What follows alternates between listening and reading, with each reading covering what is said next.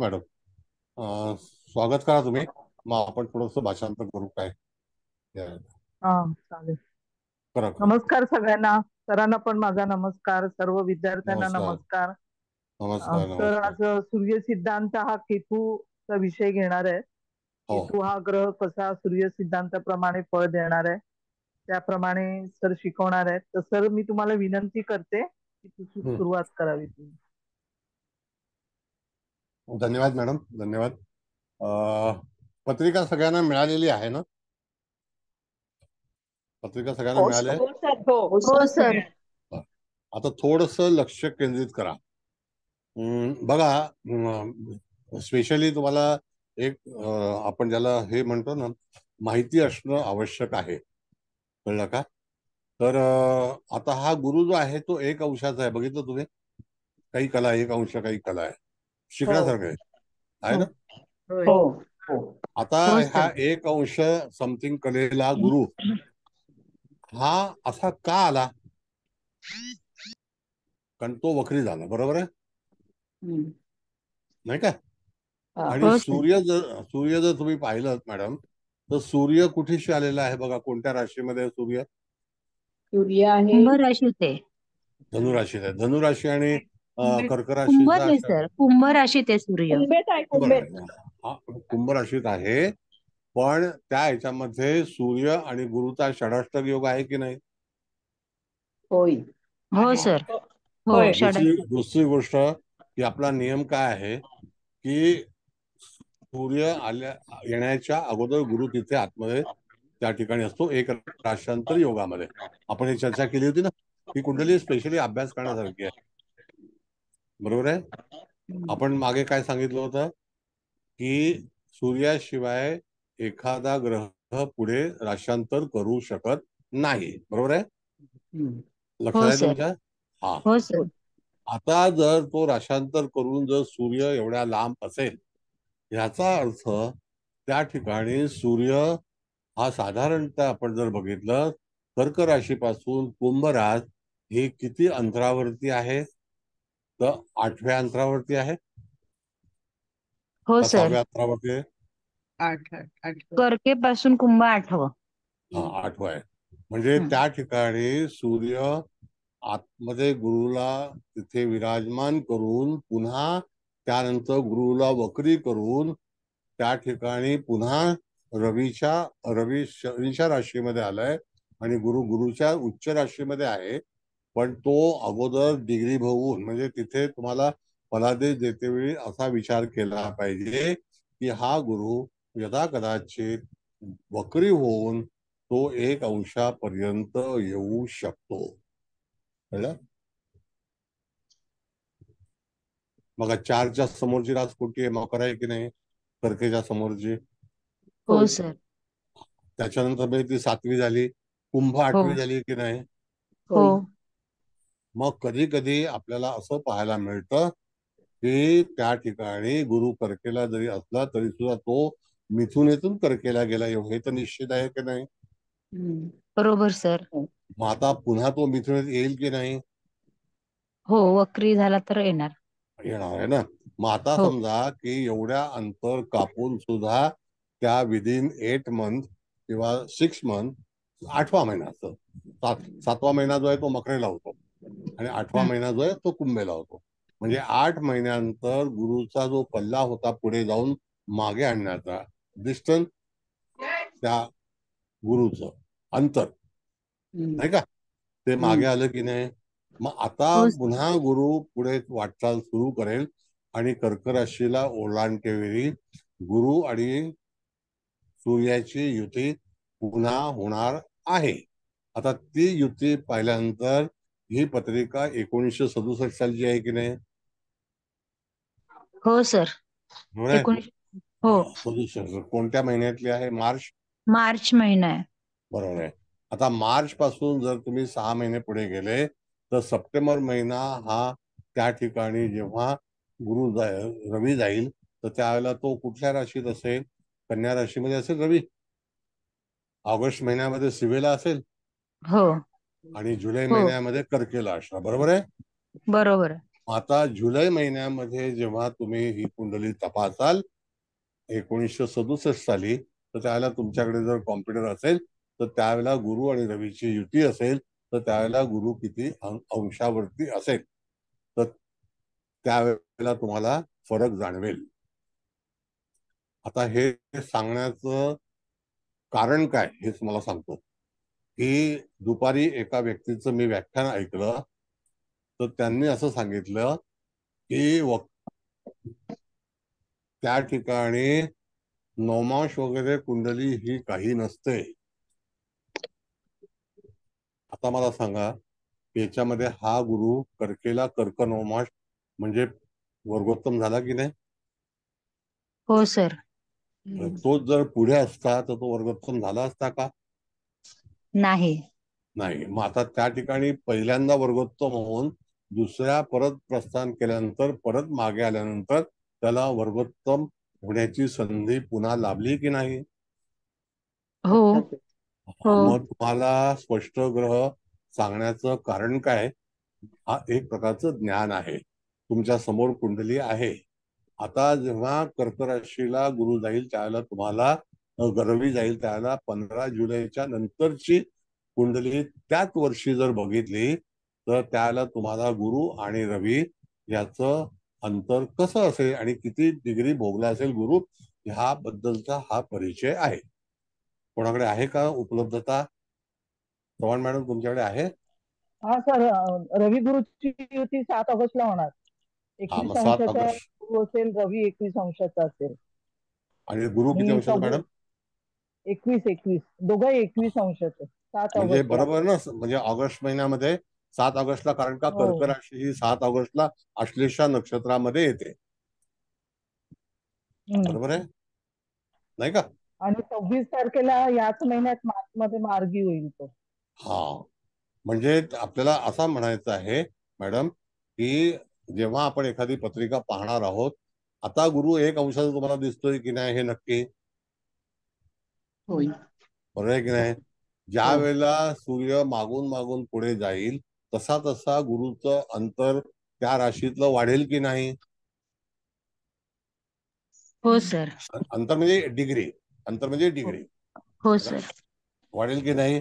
मग आता हो. हा तो काही भाग आहे त्याच्यावरती आपला नवमास ठरतो की नाही? हो सर. म्हणजे नवमास कुंडलीचं ज्या वेळेला आपल्याला उत्तर शोधायचं असतं त्यावेळेला त्याचे अंश जसे असतील तसे आपल्याला नवमास काढता येतात किंवा पाहता येतात किंवा त्याचा फलादेश देता येतो. मग जर जेव्हा अशी एखादी व्यक्ती सांगत असेल की त्या ठिकाणी नवमास कुंडली पाहून काही उपयोग होत नाही तर ते तुम्हाला पटतं का? नाही. नाही. नाही पण सर. नाही ठीक आहे. सर. चला, ठीक आहे. आता मी सगळ्यांचं स्वागत करतो. पहिल्यांदा चव्हाण मॅडमचं स्वागत करतो. आपली ज्येष्ठ मंडळी आहेत, त्यांचं दळवी साहेब आहेत, मुकेश भाऊ आहेत, कुवल मॅडम आहेत, देशमुख मॅडम आहेत, हळदणकर मॅडम आहेत, सर्व कुलकर्णी आहेत, शिंदे मॅडम आहेत, त्या सगळ्यांचं स्वागत आहे. मी फक्त ही सूचना केली की कुंडली पाहतेवेळी तुम्हाला क्वचितच अशा तऱ्हेची कुंडली तुम्हाला पाहाव्यास मिळते आणि त्याच्यावरती पहिल्यांदा सुद्धा 6 महिन्यापूर्वी 8 महिन्यापूर्वी गुरु हा कर्क नवमाशामध्ये होता. त्याच्यानंतर पुन्हा तो कर्क नवमाशामध्ये आलाय. म्हणजे नवमाशामध्ये बदल झालेला नाही, फक्त गुरु जाऊन परत मागे आलेला आहे. आलं लक्षात? हा. तो हो सर. थोडासा अभ्यास वाढवा म्हणजे तुम्हाला पुढचं फलादेश करायला सोपं जाईल. कळलं का? काय वाटतं? हो सर. होय. आलं लक्षात सर. हो सर. हो. मग नवमाश मानायचा का नाही मानायचा? मानायचं सर. मानायचा, नक्कीच मग मानायचा नवमासाशिवाय सर. कसं हो. होणार? षोडश वर्ग मानायचं का नाही मानायचं? मानायचं. मानायचं. मग आता जे लोक सांगतात की षोडश वर्ग बकवास असतं तर चालेल का? नाही सर, नाही. नाही. असं नाही चालणार म्हणजे ना. म्हणजे मिसगाईड होतं ना, आपल्या ज्योतिषशास्त्राची निंदा झाली नाही. बरोबर आहे सर. ज्या ज्या आपल्या पूर्वजांनी जे शोधून काढलेलं आहे हम्म. तर त्याच्यावरती आपण टीका करतो याचा अर्थ. नाही, आपली तेवढी पात्रता नाहीये ना. आणि त्यांनी जे केलं आहे ते इतक्या वर्षाच्या अनुभवाने कुंडल्या पाहून सगळं सिद्ध केलेलं आहे. आपण 2 आणि 4 कुंडल्या पाहून थोडीच सांगू शकतोय. नाही. म्हणून मी आता तुम्हाला दाखला दिला हा, की हा गुरु पहा, आणि तो पुढे जाऊन परत मागे आला आणि तो 1 डिग्रीला थांबलाय. हो. कळलं? हा. म्हणजे जातक त्याच याच्यामध्ये कर्केचाच गुरु आणि अनेक जातक जन्माला आले असतील, त्यांच्या याच्यामध्ये तुम्हाला अंशात बदल दिसेल की नाही? बरोबर आहे? हो ना चला सर. ठीक हो दिसेल. आलं हा. आलं म्हणून लक्षात सर. तिथे फलादेश नवमाशावरती पण आपल्याला करायला लागतो, आवश्यक आहे. जसं आता मॅडमने सांगितलं की 7 ऑगस्टला गुरु आणि रवीची अंशात्मक एकच गती असेल किंवा स्थिती असेल, तर त्याला कारण ती आश्लेषा नक्षत्रामध्येच होईल आणि ती कुंभ नवमाशामध्येच होणार. काय मॅडम? हो मॅडम, हा सर. कुंभ नवमाशात असेल ना ती, नाही, मकर नवमाशात होणार. मकर नवमाशात. हा. हम्म. त्या ठिकाणी 16:40 नंतर 20 अंश म्हणजे मकरला. ठीक आहे. बरं, आता काही कोणाला बोलायचं आहे, विचारायचं आहे? आता ही कुंडली आपल्याला रीड करायची आहे. ही कुंडली जी आहे ही कोणत्या लग्नाची आहे, त्याचा लग्नाधिपती कोण आहे, दशम स्थानामध्ये कोण आहे, कोणत्या लग्नाची पत्रिका आहे ही? कन्या लग्न आहे. कन्या लग्न. म्हणजे कन्या लग्न आहे. दशम स्थानामध्ये मिथुन रास येते ना? हो हो. सुंदरच येते. बरं. आता अशा वेळेला त्या ठिकाणी आपल्याला पाहायचं आहे की लग्नेश हा कुठेशी आहे, तर षष्ठ स्थानामध्ये आहे. षष्ठ स्थानात. हो. हो सर. हा. बरं, आता षष्ठ स्थानामध्ये लग्नेश आहे, तर त्या ग्रहाची जी स्थानं आहेत, तर ते षष्ठ स्थान बुधासाठी हे बलवान आहे. कळलं का? बुधासाठी बलवान आहे. सोबत कोण आहे? सूर्य आहे. कुंभ रास आहे. कुंभ राशीचं जे काही आपण विचारधारा करतो तिथे इंटेलेक्च्युअल आहे. जरा वैयक्तिक आवाज बंद करा बाबा, तुमचे स्वतःचे आवाज बंद करा. सुरेखा मॅडम, तुम्ही जरा मोबाईल माईक तुमचा बंद ठेवत घ्या जरा. त्यांच्याकडे रिफ्लेक्ट होते आवाज सर. हा. मी बराच बंद करतो ते माईक, ते परत चालू करतात. बरं, मग आता अशा वेळेला त्या ठिकाणी आपल्याला फलादेश देते वेळी लग्नेश कोणासोबत आहे, तर सूर्यासोबत आहे. बरोबर आहे? होय. आता ती व्यक्ती कशी असेल, ते इंटेलेक्च्युअल असेल, कारण का ती कुंभ रास ही इंटेलेक्च्युअल आहे.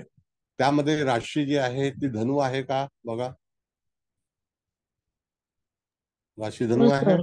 हो धनु आहे. धनु राशी. मग राशी स्वामी उच्चीचा आहे हो आणि तो वर्गोत्तम उच्चीचा आहे. हो सर. हो. वर्गोत्तम आहे. म्हणजे जातकाच्या जीवनामध्ये गुरु हा ग्रह त्या कुंडलीमध्ये आपण श्रेष्ठ समजायला हवा. कारण का की तो मुळात कर्क राशीत उच्चीचा आहे आणि तो नवमाशामध्ये उच्चीचा झालाय. म्हणजे गुरु हा राशी स्वामी असून ती धनुरास ही चतुर्थ स्थानामध्ये उपस्थित आहे आणि चंद्र तिथला कारकग्रह आहे. ह्याच्याकरता जातकाच्या जीवनातला जो फलादेश करायचा असेल, तर त्यावेळेला तुम्हाला प्राधान्य धनुराशीला, चंद्राला, चंद्राच्या राशीला आणि गुरुग्रहाला. बघा कॉम्बिनेशन कसं आहे, लक्षात आलं तुमच्या? हो चंद्र सर. हा चंद्र हो हा सर. जो आहे हा कर्क राशीचा अधिपती आहे. तो त्या ठिकाणी गुरुच्या राशीमध्ये आहे आणि गुरु त्याच्या स्वतःच्या राशीमध्ये आहे, उच्चीचा, म्हणजे त्याच्या राशीमध्ये गुरु आहे.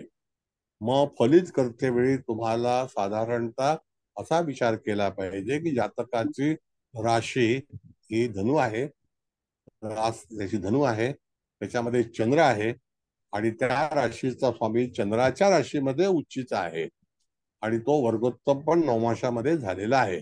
मग फलित करते वेळी तुम्हाला त्या गुरुग्रहावरती जास्तीत जास्त भर देणं आवश्यक आहे की नाही?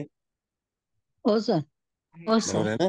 बरं, हो गुरुची दृष्टी आपण जर पाहिली तर त्या ठिकाणी कर्क राशीचा गुरु हा मकरेला पाहिल 7व्या दृष्टीने, हो हो. सर. 9व्या दृष्टीने मेनेला पाहिल, म्हणजे हो. सप्तम स्थानामध्ये पाहिल. सप्तम हो. स्थानामध्ये असणारे ग्रह कोण आहेत? तर शनी शनी आणि शुक्र. शुक्र शनी आणि शुक्र आहे. आहे ना. हो आता जातकाच्या जीवनामध्ये अडचणी कोण निर्माण करेल? तर शनी. शनी. पण त्या ह्याच्यामधून त्याला बाहेर कोण काढेल? तर गुरु. सर मंगळ केतू अडचणी नाही निर्माण करणार. हो ते पण सप्तम स्थानाबद्दल मी विचार करतोय. हा सप्तम सप्तम स्थान, स्थानात शनी. शनी. हा, शनी आणि शुक्र आहे ना, मग हो त्याच्यावरती गुरुदृष्ट आहे ना. हो म्हणजे त्या ठिकाणी आपण जर विचार केला तर सप्तम स्थान हे गुरुदृष्ट आहे, पण सप्तमात शनी आहे, हा सुद्धा एक प्रॉब्लेम क्रिएट करणारा प्लॅनेट आहे, पण तो शुक्रासोबत आहे. त्याचा अर्थ हं, जातकाच्या जीवनामध्ये कधीतरी, आणि त्याचा सप्तमाधिपती उच्चीचा आहे, राशी स्वामी उच्चीचा आहे, म्हणून सूर्य सिद्धांताच्या प्रमाणे त्या ठिकाणी आपल्याला 2-2 राशी प्रत्येक ग्रहाला आहेत, आणि रवी आणि चंद्र ह्याला एकच रास आहे. आणि सूर्य सिद्धांतामध्ये आपण शिकलो होतो की त्या ठिकाणी चंद्रापासून होणाऱ्या राशी आणि सूर्यापासून होणाऱ्या राशी ह्या भिन्न भिन्न प्रकारच्या आहेत. तर त्याच्यामध्ये आपण बघितलं तर मीन रास ही कोणत्या सेक्टरमध्ये येते, तर त्या ठिकाणी आपण जर पाहिलं तर ती चंद्रापासून आहे का सूर्यापासून आहे. तर सूर्यापासून शेवटची रास जी आहे ती मकर आहे, आणि चंद्रापासून शेवटची रास जी आहे ती कुंभ आहे. बरोबर आहे. होय. हं. हो सर. म्हणून हो. म्हणून सूर्य सिद्धांतचा जो काही भाग आहे तो अशा पद्धतीचा आहे.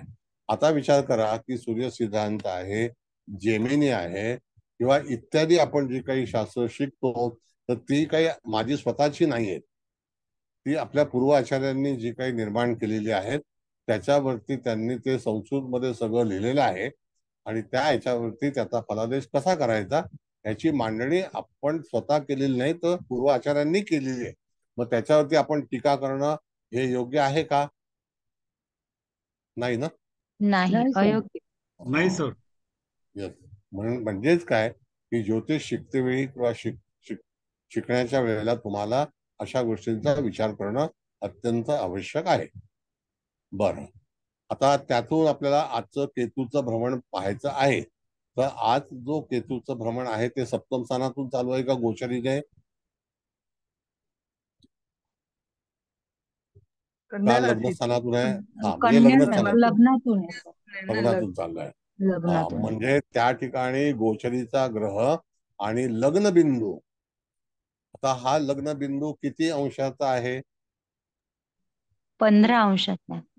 मग 15 अंश हस्त नक्षत्र येतं. आता त्याच्यामध्ये 15 अंश म्हणजे मीडिएटर आहे. जेव्हा एका राशीमध्ये 18 महिन्याची चाल राहू किंवा केतूला असते, त्याचा अर्थ 9 महिने आता झालेले आहेत राहूचा बदल किंवा केतूचा बदल होऊन, नाही का. आणि 15 अंशाला तिथे आलेला आहे. आणि आत्ताचा केतू किती अंशाचा आहे? आजचा 6 अंश. 14 अंश. 16 अंशाचे आहे सर गोचरीने. 16 अंशाचा. हा, म्हणजे ह्याचा अर्थ की 15 अंशाला येणार आहे. 16 15 अंशाला येणार ना आता. हो सर. हा, मग जातकाला तुम्हाला नोटीस करण्यासाठी म्हणून, सूचना देण्यासाठी म्हणून तुम्ही काय वापर कराल की त्याला सूचना द्याल की आता लग्नावरून अंशात्मक केतूचं भ्रमण होणार आहे, तर त्याकरता तुम्हाला आता काळजी घेतली पाहिजे. आणि आपण जेव्हा पहिला पण सांगितलं होतं की त्या ठिकाणी केतूची किंवा राहूची चाल आहे तर ती साधारणतः 17 ते 18 दिवसाची निश्चित असते. म्हणजे 18 दिवस ह्या जातकाच्या जीवनामध्ये काही आंदोलन होण्याची शक्यता दर्शवली जाते. बरोबर आहे. हो सर. बरोबर आहे का? बरं, आता दुसरा मुद्दा सांगतो तुम्हाला. एक एक गोष्टी तुम्हाला कळायला हव्यात. मी मागच्या वेळेला तुम्हाला राहू आणि शनीची युती 32 दिवस का 34 दिवस का 28 दिवस अशी आपण चर्चा केली होती. आठवतं ना तुम्हाला गोचरीचे? हो सर. आठवतंय का? हा, आता ह्याच्या मागे तुम्हाला जायचं आहे. ते जायचं आहे 1968 साली. 1968 साली शनी राहूची युती ही दीर्घकाळ मीन राशीमध्ये होती. तपासून पहा, तुम्हाला तपासता आलं पाहिजे. हे पण आवश्यक आहे. हे पण एक शिक्षक आहे, शिक्षण आहे.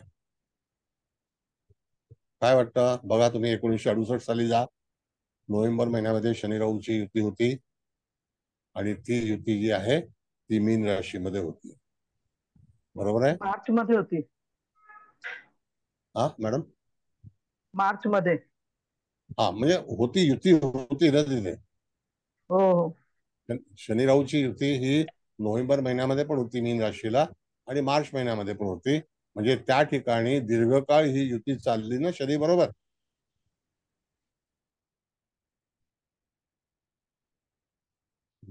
पूर्णपणे दीर्घकाळ चालली ना. आणि आता जी आपण त्या दिवशी जे विचार केला तो 28 दिवसाचा केला ना. किती दिवसाचा केला त्या दिवशी? 28 ते 32 34 असं. हा म्हणजे 28. हा 35 डेज विचार करते. हा म्हणजे 35 किंवा 28 दिवसाचा आपण विचार केला. म्हणजे ते एकमेकापासून तिथे जे हेळसांड होणार आहे, तर त्या ठिकाणी ते 28 ते 32 दिवसाचा कालावधी असेल. पण 1968 साली मीन राशीमध्ये शनी राहूची युती झाली होती, हे निश्चित आहे का असं बघा. मला सांगण्याचं म्हणजे आहे का 1968 सालची पत्रिका तुमच्याकडे? आहे, पण जुलै पर्यंतच होती हा ती. जुलैला शनी पुढे गेलाय नंतर. शनी मीन राशीमध्ये होता ना मॅडम. हा, शनी मीनला 29 अंशाचा जून पर्यंत होता, जुलैला 1 अंशाचा पुढे गेला, निषेध पुढे गेला जाऊन त्याने. तुम्ही नोव्हेंबर मध्ये तपासा, परत शनी मागे आलेला आहे. 8 नोव्हेंबर 1968 ची पत्रिका काढा. 8 नोव्हेंबर 1968 आहे शनी राहूची ला युती. पाठी आला. हो हो, आहे ना. नोव्हेंबरला वक्री होऊन पाठी आला. बरोबर. हा मग हे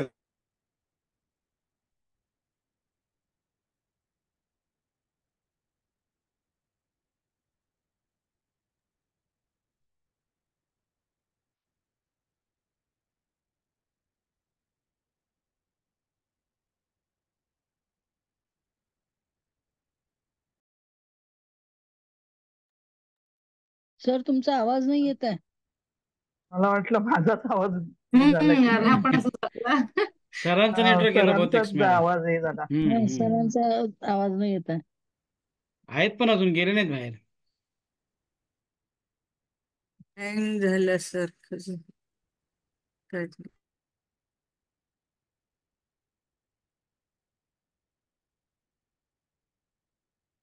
मॅडम गेले बाहेर, तुम्ही होst झाला का? होय सर, हम्म. बाहेर पडले ना. सर बाहेर गेले, तुम्ही होst झाला. हम्म.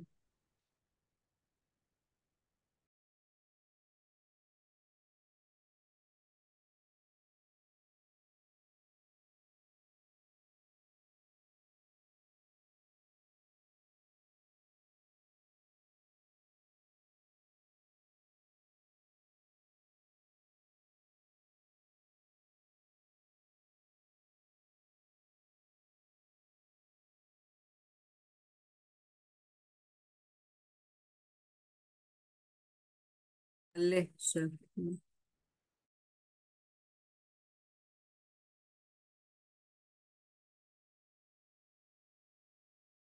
सर अनम्यूट हो सर. म्यूट हो. ही माहिती तुम्हाला असणं गरजेची आहे की नाही? आता आपण जी चर्चा केली ती. होय हो सर. सर. हा. म्हणजे याचा अर्थ तुमचं जे कुंडली पाहण्याचं तंत्र आहे, कॉन्सन्ट्रेशन आहे, ते व्यवस्थित हवं.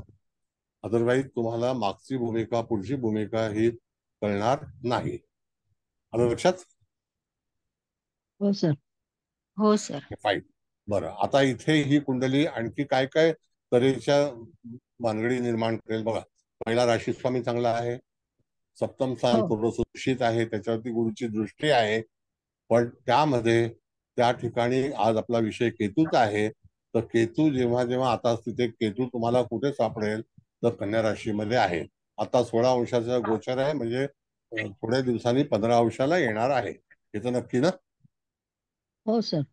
हा, मग 15 अंशाला जेव्हा येईल, तर त्यावेळेला केतू आणि राहू हे बरोबर 15 अंशाला सप्तम स्थान आणि प्रथम स्थानामध्ये उपलब्ध असतील. प्रथम स्थान आणि सप्तम स्थानाचे जे भाव मध्ये आहेत ते सिमिलर आहेत का बघा. प्रथम स्थानाचे आणि हो सप्तम सर. स्थान हो. सिमिलर आहेत ना. हो हो हो हो हा हो म्हणजे त्या ठिकाणी प्रथम स्थान म्हणजे व्यक्ती वैयक्तिक आणि सप्तम स्थान म्हणजे त्याचा जोडीदार किंवा भागीदार. कळलं? तर त्या हम्म. व्यक्तीमध्ये अशा तऱ्हेचा त्या ठिकाणी त्रास होईल. जेव्हा राहू समोरून जाणार आहेत तिथे शुक्र आणि शनी हे 2 ग्रह आहेत. तसाच केतू लग्नी आहे, तिथे कुठलाही ग्रह नाही, पण तरी सुद्धा जातकाच्या जीवनामध्ये काही प्रश्न उपस्थित होतील. कळलं? आता हा फलादेश देतेवेळी तुम्हाला पाठांतर आवश्यक आहे. मी जास्ती फास्ट आहे का? नाही सर, नाही सर. कळतंय नाही व्यवस्थित. कळतंय ना? मग हो हो पत्रिका सर. वाचन करतेवेळी तुम्हाला जातकाच्या जीवनामध्ये 17 दिवसाचं जे आंदोलन आहे किंवा 18 दिवसाचं जे आंदोलन आहे, 18 ते 54, तर अशा ठिकाणी तुम्हाला त्या ठिकाणी 18 ते 19 दिवसाच्या बाबतीमध्ये तक्रार येण्याची शक्यता आहे. आणि जेव्हा ग्रह तिथे स्पर्श होतो किंवा ओव्हरलॅपिंग होतो, ग्रहावरून ग्रह जातो, त्या दरम्यान जातकाच्या जीवनामध्ये काही कष्ट उपस्थित होतात आणि त्याला निवारण करण्यासाठी अवधी लागतो. इथपर्यंत लक्षात आलं? हो सर. हा. हम्म. आता कधी कधी बघा, एक शनी ज्या वेळेला मकर राशीमध्ये होता त्या दरम्यान तूळ लग्नाला जो भावमध्य असेल त्या भावमध्यावरून शनीचं भ्रमण चालू असते वेळी बरीचशी त्याच्या जीवनामध्ये, त्या व्यक्तीच्या जीवनामध्ये फरक बदल पडला, वाईट त्याच्यामध्ये होता. कळलं? मग हे आपल्याला शोधलं पाहिजे, याचा अभ्यास हवा. आणि आता पुन्हा त्या ठिकाणी कालांतराने एखादा ग्रह जेव्हा तिथून जातो तर प्रत्येक ग्रह प्रत्येकाचा शत्रू किंवा मित्र असेल तर त्याप्रमाणे फलादेश तुम्हाला तिथे प्राप्त होतो. कधी फायदे होतात, कधी नुकसान होऊ शकतं. पण मूळ कुंडली सुद्धा आपल्याला जर व्यवस्थित असेल तर त्या ठिकाणी अशा अडचणी येत नाही. आता ही पत्रिका जी आहे, ही पत्रिका एका व्यावसायिकाची आहे आणि तो व्यावसायिक इम्पोर्ट एक्सपोर्टचं काम अतिशय चांगल्यापैकी करतो. त्याला कारण काय की त्याचा बुध जो आहे तो रवियुक्त आहे आणि षष्ठ स्थानामध्ये आहे. आणि त्यावेळेला आपण जर बघितलं तर 12व्या स्थानात असणारी रास ही त्याचा अधिपती हा षष्ठ स्थानामध्ये, म्हणजे लग्नेश आणि व्ययश ह्या दोघांची युती जी आहे ती कुंभ राशीला झालेली आहे का? हो हो सर. सर. हो सर. म्हणून ही व्यक्ती त्या व्यवसायाशी संबंधित कार्य करत आहे. एवढं पर्टिक्युलर जे काही डेफिनेशन आहे ते तुम्हाला करणं गरजेचं आहे. आता ज्या काही आपल्याला माहितीतल्या पत्रिका आहेत त्याचं जे काही इत्यादी आपल्याला जीवनाची जे काही कलाटणी आहे, फ्युचर आहे, तर ते आपल्याला तिथे विचार करणं गरजेचं आहे. आता तुम्हाला कळलं की ही व्यक्ती बाबा एक्सपोर्ट्स मध्ये का आली, कारण का की त्याचा अधिपती लग्नेश आणि बेश हे दोघंही षष्ठ स्थानामध्ये आहेत. त्यामध्ये षष्ठाचा कारक ग्रह हा बुध आहे आणि तो इंटेलिजंट आहे, वैशालिक आहे, तो मित्राच्या राशीमध्ये आहे आणि म्हणून जातकाला त्या ठिकाणी चांगला प्रतिसाद मिळाला. दुसरा भाग असा आहे, आता परदेशाशी संबंधित असल्यामुळे सप्तमातला शनी हा जातकाच्या जीवनामध्ये निश्चितच तिथे ज्याला आपण म्हणतो विलंब किंवा डिस्टन्स मेंटेन करणं, अशा सगळ्या गोष्टी जातकाच्या जीवनात घडत आहेत. कळलं का? आता 67चा जन्म आहे म्हणजे विचार करा की जातक आता किती वर्षाचा असेल? 57-56 किती वर्षाचा असणार? 57 वर्ष. 57. म्हणजे 57व्या वर्षी सुद्धा जातक हा जाऊन येऊन परदेशाशी संबंधित आहे आणि जातकाला जे काही परदेशाशी संबंध असणारं जे कार्य मिळालं त्याला साधारणतः वय वर्ष होतं 32. आता वय वर्ष 32च्या दरम्यान गुरु हा भाग्याचाच कारक आहे, तर त्यामुळे जातकाच्या जीवनामध्ये भाग्याला कलाटणे अकॉर्डिंग टू गुरु जन्माच्या वेळेला 1 अंशाचा होता हे विसरायचं नाही. मग तो लग्नावरून चालला तरी सुद्धा 1 अंशाचा आहे, तो चतुर्थातून चालला तरी 1 अंशाचा आहे. आता जातकाचा चंद्र हा किती अंशाचा आहे? 5 अंशाचा. 5 अंश. 5 वर्ष म्हणजे तो भोग्यांशामध्ये आहे. हो, भोग्यांशामध्ये आहे. येस. मग आता चंद्र तिथे उच्चीचा झालेला आहे की नाही 9 वर्षामध्ये. हो, उच्चीच आहे. आणि आणि गुरु सुद्धा उच्चीचा झालेला आहे की गुरु नाही. पण उच्चीच आहे. हो. म्हणजे याचा अर्थ जेव्हा आपण फलित करतो त्यावेळेला ह्या सगळ्या गोष्टीचं पालन करणं अत्यंत आवश्यक आहे. कळत नसेल तर पुन्हा विचारा, काही हरकत नाही, पण तुम्हाला कळलं पाहिजे. संकट ही प्रत्येकाला येऊ शकतात, येतात जातात, त्याच्यामध्ये अशी कलाटणी येते. त्याला कारणीभूत काय असतं तर आपल्या कुंडलीतील ग्रह जे आहेत ते मुळात कसे आहेत आणि त्याच्यामध्ये भावमध्य हा आपण काढला. आता मगाशी तुम्ही सांगितलं की 15 डिग्रीचं लग्न आहे, तर धनस्थान हे वेगळ्या अंशाचं असेल, सप्तम स्थान हे 15 अंशच असेल, दशम स्थान किती अंशाचं आहे बघा तुम्ही, तिथे मिथुन रास आलेली आहे. 14 अंशाचा आहे. म्हणजे 1 अंशाचा तफावत आली ना. हो. मग आता 1 अंशामध्ये काही कलेचा तफावत असेल तर जवळ 15 आहे सर, कारण 14 57 म्हणजे फक्त 3 कला आणि या इकडच्या 14 म्हणजे 17 कलेंचाच फक्त हे. करेक्ट. म्हणजे 1 अंशाचा पण फरक नाही, तेवढ्याच कलेचा फरक आहे. हे आपल्याला समोर दिसतंय ना. हो सर. त्यावेळेला दशम स्थान जेव्हा एखाद्या ग्रहाने कार्यरत होईल, आता मी तुम्हाला वय वर्ष 32 सांगितलं, तर 67 मध्ये 32 जर ऍड केले तर 67 आणि 2 एकूण 70 आणि 30 2009. हो सर. हा, 2009 नंतर ह्याला एक चांगल्यापैकी ब्रेक मिळाला. त्याच्या अगोदर जातक हा अनुभव घेत होता, म्हणजे एका कंपनीमध्ये कार्यरत होता, एक्झिक्युटिव्ह होता आणि त्यांनी तिथून अनुभव घेतले आणि त्याच्यानंतर त्याने परदेशामध्ये आपलं कार्य सुरू केलं. म्हणजे तिथे ग्रहाचे जी तुलनात्मक जे फलादेश असतात ते तुम्हाला करता आले पाहिजेत. ग्रह काय देऊ शकतो, कसा असू शकेल, कोणत्या अंशाला कोणता ग्रह स्पर्श झाल्यानंतर जीवनामध्ये एखादी चांगली सुरुवात कधी होते. आलं लक्षात? का बरं? हा,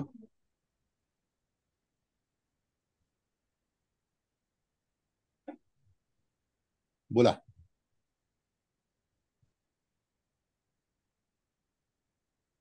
कोणाला काही कळलं नाही का? सर पुन्हा समजावून सांगा, नाही आलं लक्षात तेवढं. मग आता असं आहे, त्यांनी हो जेव्हा सर. 32व्या वर्षी जे कार्य सुरू केलं तर हा त्यावेळेला तो 32 वर्षापर्यंत नोकरी करत होता. हा कळलं का? की त्यावेळेचं साल कोणतं होतं तर 32वं वय होतं, त्यावेळेला साल होतं 2007 का 2009. 9. 2009 होतं ना. मग आता 2009 नंतर त्याला चांगल्यापैकी ब्रेक मिळालेला आहे. तेव्हा त्याचं वय किती होतं? 32 होतं. बरोबर आहे. मग गुरुचं जे भ्रमण ब्रेक आहे, कोणामुळे मिळाला? गुरुमुळे सांगतो तुम्हाला. गुरुमुळे. हा मग त्यावेळेला गुरु कुठून प्रवास करत होता? मकरेत. मकरेमध्ये. मग मकर रास कुठे आले? गुरुला बघत होता. पंचमात आली ना. पंचमात. हे हे पंचमात. हे पाहिजे आपल्याला. आता जे चव्हाण मॅडमने गुरु सांगितलं, भाग्याला बघत होता, येस, हेच, आणि लग्नाला पण बघत होता. लग्नाला पण. म्हणजे याच्यावरती आपल्याला जातकाला सल्ला द्यायचा असतो. म्हणून या सगळ्या गोष्टी ज्या आहेत त्या व्यवस्थित तुम्हाला शिकणं गरजेचं आहे. आलं लक्षात. मग 32वं वय आपण जातकाला ठामपणे कसं सांगू शकतो? तर तुमच्याकडे गणित असेल तरच तुम्ही फलित करू शकता, अदरवाईज फलित करू शकणार नाही. बरोबर. हो सर. म्हणून त्या ठिकाणी तुमचं गोचरचं जे गणित आहे ते सुद्धा पाठ असणं गरजेचं आहे. आणि अशाच वेळेला जेव्हा तुम्ही बघितलं तर जातकाचं जे काही आपण सूर्याबद्दलचा विचार करतो तर त्यावेळेला तिथे मकरेत सूर्य असेल, जानेवारी महिना असेल, त्याच्यानंतर त्या कार्याला सुरुवात झाली. आता त्यावेळेला डिसेंबर 15 ते 15 जानेवारी पर्यंत सूर्य धनुराशीमध्ये होता, त्यावेळेला चंद्रावरून चालला होता. 15 डिसेंबर ते 19 डिसेंबरला त्या 5 अंशामध्ये चालला. कळलं का? हो सर. 19 डिसेंबर पर्यंत. म्हणजे हे कर्तव्य तुम्हाला रवीचा पण आधार घ्यायचा आहे. गोचरीचा भाग्य विधाता हा गुरु आहे. मूळ कुंडलीमध्ये राज धनु आहे. धनु राशीचा अधिपती उच्चीचा आहे. धनु राशीमध्ये जो चंद्र बसलेला आहे तो उच्चीचा आहे. त्याच्यानंतर तिथे वर्गोत्तम गुरु झालेला आहे. म्हणजे राशी उच्च आहे आणि नवमाश पण उच्च आहे. कळलं का? हो सर, आलं लक्षात. हा बरं. गुरुची धनुराज जी आहे ही भाग्यविधाता कालपुरुषाला अनुसरून आहे. आहे. हो. येस. हा सगळा विचार आपल्याला कुंडली वाचन करते वेळी करायचा असतो आणि तो आवश्यक आहे.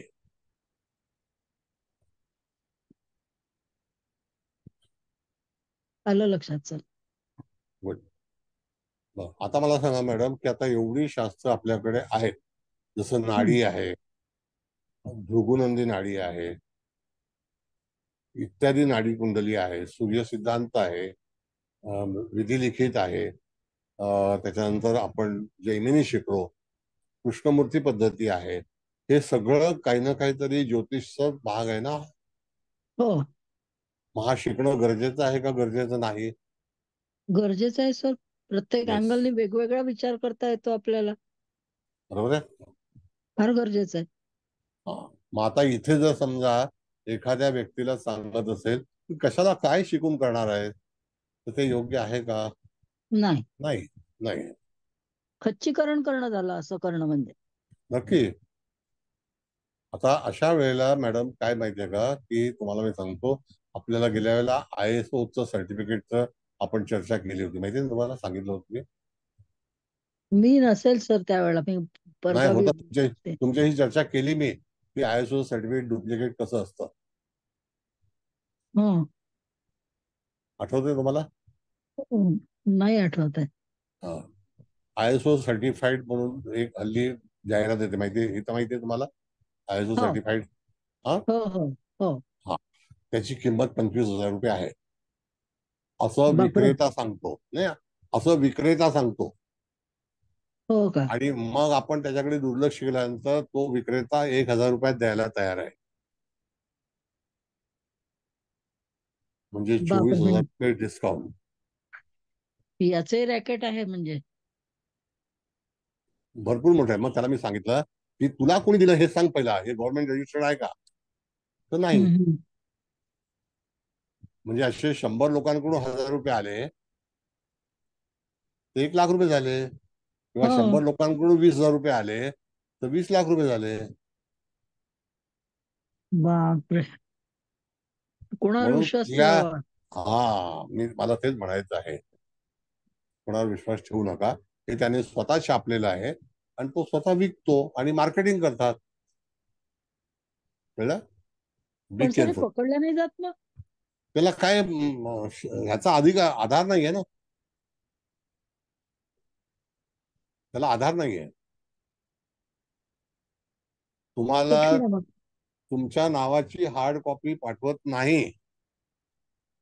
हार्ड कॉपी ही अशीच असते छापलेली आणि ती ब्लँक असते. तुम्ही तुमच्या हाताने ते नाव लिहायचं असतं. बापरे. असं आहे. म्हणून सावधान. बरं ठीक आहे, कम टू पॉइंट. कुंडलीवर हो सर, इथे मंगळ आणि केतू धनस्थानामध्ये आहे, तर यांचा रोल काय राहील? हा आता फार महत्वाचा आहे. त्याच्यामध्ये 2 पार्ट आहेत मॅडम. एक तर मंगळ केतूची युती ही ऍडवायझेबल नाही. नाहीये. हो तो अष्टमेश पण आहे मंगळ आणि पराक्रमेश आहे. हो. आता पराक्रमेश असल्यानंतर कन्या लग्नाला आपण पाहिलं तर ह्या व्यक्तीच्या जीवनामध्ये भावंडांची दुःख अनेक आली, आजारपण आली. नो डाऊट कधी कधी कोणतरी व्यक्तीनं जन्माला लोकांसाठी येतं असं वाटतं. हो तशी ही व्यक्ती आपल्या भावंडासाठी जन्माला आली आणि तो मंगळ हा पीडित आहे.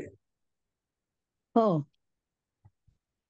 त्याचा आपण उच्चार काय करायचा, तो पीडित आहे. पीडित आणि आहे. असा पीडित असणारा मंगळ त्या जातकाच्या जीवनामध्ये भावंडा संदर्भामध्ये आंदोलन किंवा करायला लागतील. पण सर गुरुच्या केंद्र योगात आहे, तर मग गुरुनी काही हे नाही केलं सपोर्ट? नाही नाही तसं काही नाही. ऍक्च्युली जे पीडाकारक ग्रह आहेत तर त्याचा भोग भोगायला लागतो. मग तो अल्पकाळ असतो, दीर्घकाळ असतो, पण तो हम्म. पीडित आहे. हा हा मंगळ केतूची युती ही पीडितच आहे आणि ती हम्म. धनस्थानात आहे. त्याच्यामुळे कुटुंबाची पीडा आहे, भावंडांची पीडा आहे. मग हम्म. धनस्थानात मंगळ हा परमिटेड नाही. म्हणजे तो कुठल्या स्थानात परमिटेड आहे और परमिटेड नाही, तर तिथे त्याचे पैसे जे आहेत हे त्याच्यावरती वाया गेले, खर्च झाले. अशी आपण अनेक उदाहरणं पाहतो की त्यावेळेला कधी कधी भावंडांच्या याच्यावरती आपल्याला भरपूर वारेमाप खर्च करावा लागतो. आणि हो भावंड म्हणजे नातेवाईकच आहे. हो कळलं का? 100% हे पुन्हा नातं वाईटच झालं. नातेवाईकच आहेत ते. नातेवाईक नाही म्हणतायत. म्हणून शंकराने काय सांगितलं, एकटा जीव सदाशिव. हो बरोबर आहे. तर मग हे अशा घटना घडलेल्या आहेत. व्यक्तीची कुंडली वाचताना त्याच्या आयुष्यामध्ये बेसिक घटना काय घडतील, तो पुढे जाण्यासाठी त्याला सपोर्टेड प्लॅनेट कुठले आहेत, त्याला प्रथम नोकरी करायला लावली, नोकरीमध्ये त्याला अतिशय चांगल्यापैकी पोझिशन होती, नंतर तो तिथे ट्रेन झाला आणि नंतर परदेशाशी संबंधित व्यवसाय करू लागला. मग केला त्याच वेळेला जरी गुरुची दृष्टी असली तर पीडाकारक ग्रहावरती गुरुची दृष्टी असून उपयोग काय, काहीच नाही झाला. नाही का? हम्म. आता क्लीनअपच्या गाडीवरती किती लोक दृष्टी टाकत बसतात. हा काय सर? क्लीनअपची गाडी असते, क्लीनअप म्हणून एक हो हो हो आमच्याकडे हो म्युन्सिपाल्टीचा हे येतो, हो हो त्याच्यावरती किती लोक दृष्टी टाकणार. बरोबर आहे. हा भाव आहे.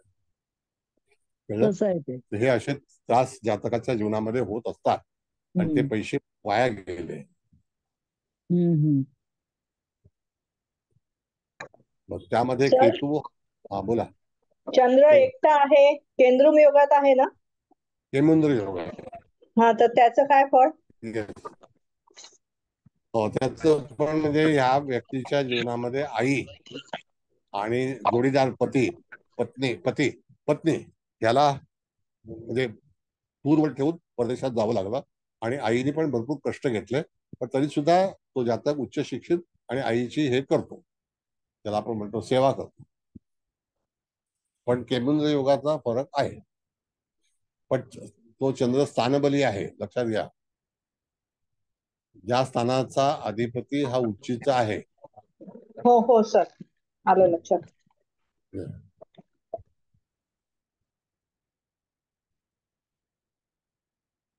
कुठपर्यंत आलं लक्षात, कोणाला आलं नाही सांगा.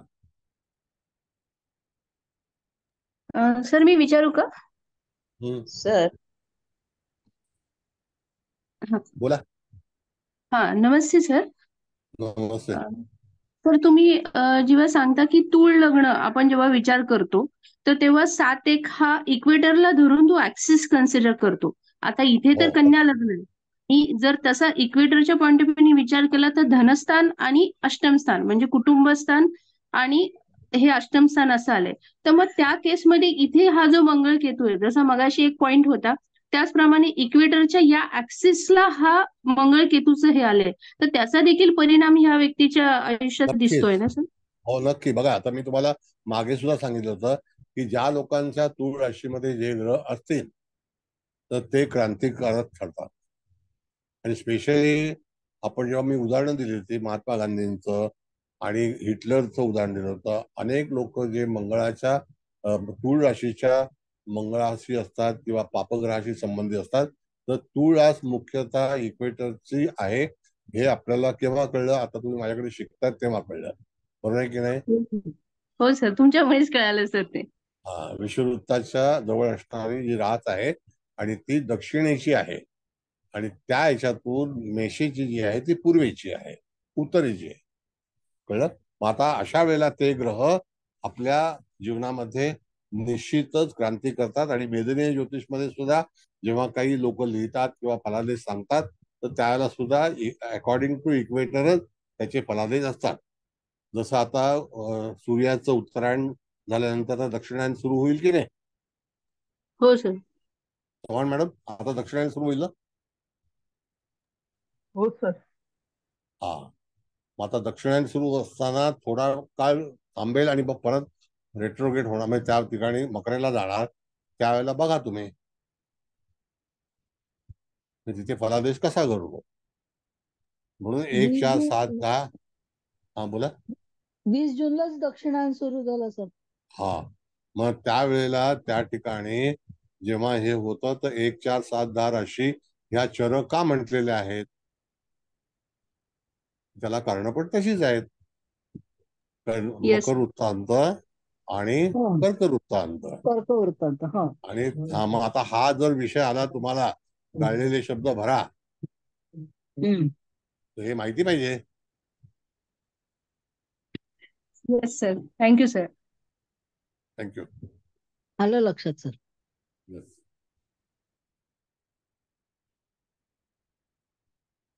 म्हणून तुम्ही सर अतिशय, हा बोला बोला.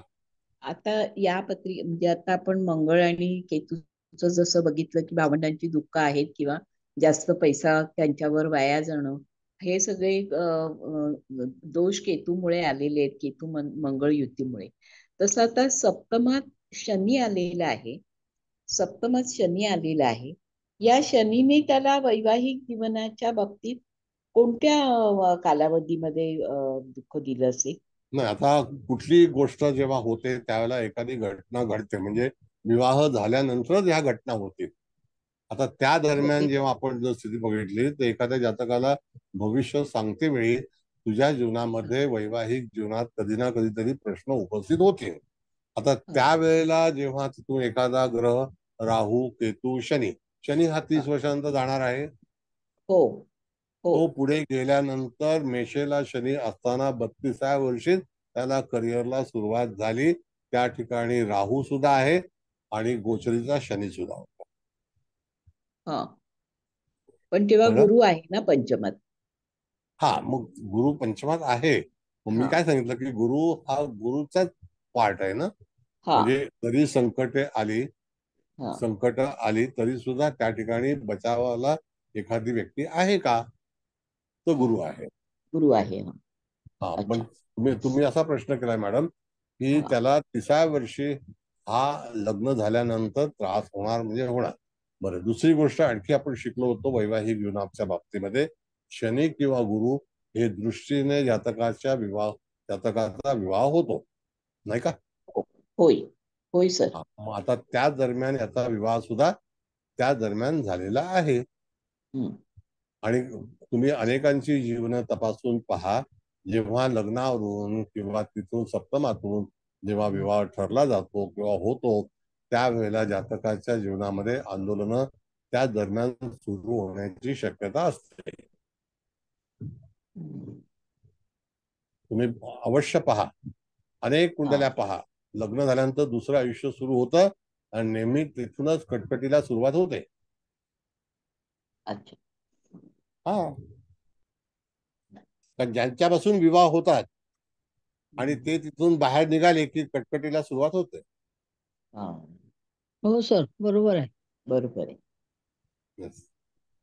मग विवाह होणं प्रत्येकाची इच्छा असते की नाही, मग तो स्त्री असतो का पुरुष असतो.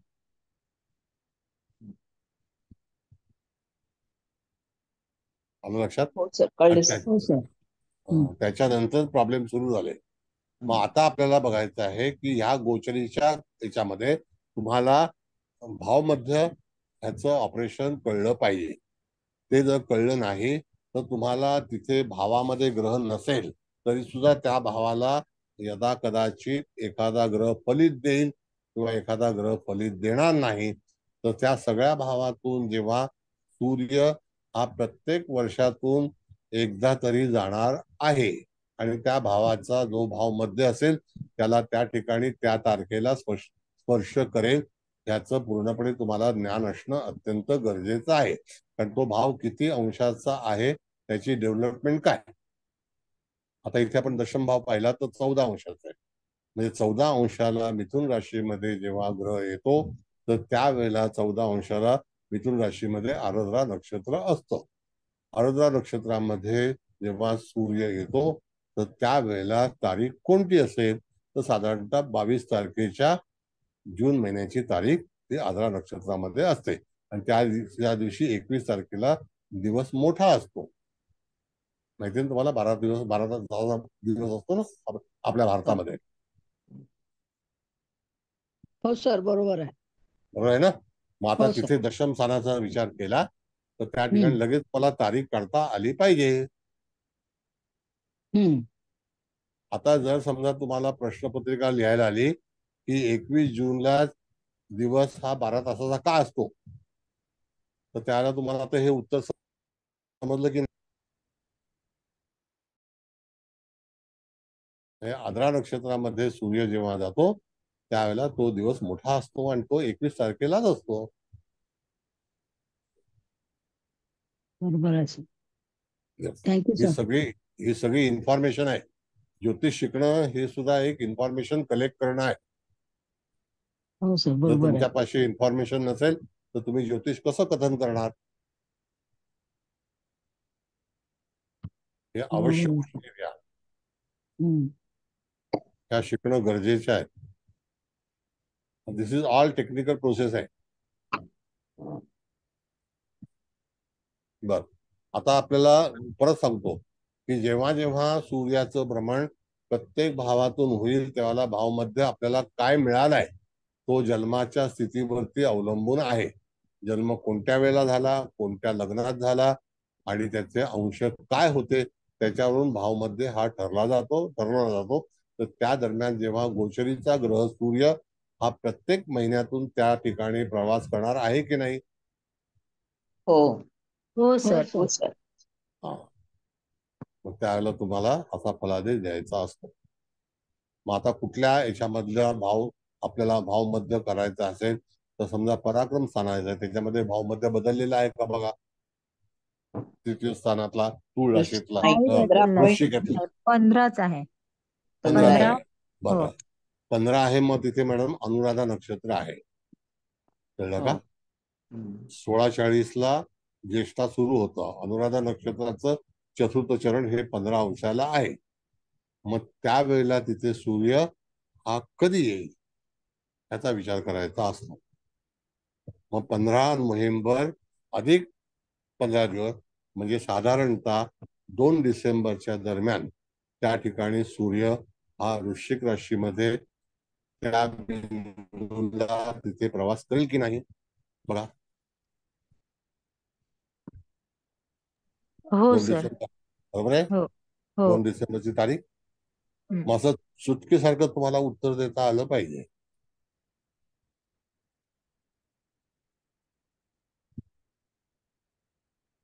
म्हणून भावमध्य किती आलाय त्याच्यावरती सूर्य तिथून कधी जाणार आहे आणि तशाच प्रकारे तुम्हाला इत्यादी ग्रहांचं पण फलित द्यायचं आहे. जर सूर्य भाव रिकामा आहे तर सूर्य तिथे कार्यरत असणार, म्हणजे तो चांगलं कार्य करणार, काहीतरी चांगलं घडवेल. पण जर समजा त्या ठिकाणी जर राहू, शनी, केतू यासारखे जर ग्रह जाणार असतील त्या पर्टिक्युलर भावाला तर त्या ठिकाणी निश्चितच काहीतरी गडबडी सुरुवात होतील किंवा तिथे त्रास होण्याची शक्यता आहे. मग तसं सूर्य चतुर्थ स्थानात येणार तर चतुर्थ भाव हा सुद्धा त्या ठिकाणी 14 अंशाचाच आहे का बघा. हो सर. 14 मग अंशाचा आहे. तो पूर्वाषाढा 14 नक्षत्र 57. आहे. मग पूर्वाषाढा नक्षत्राचं पहिलं चरण सिंह नवमाश आहे. त्या ठिकाणी सूर्य आल्यानंतर चतुर्थ स्थानाची फळे मिळतील आणि 1 अंशाला 1 दिवस सूर्याचं वास्तव्य असतं. हो सर. हा,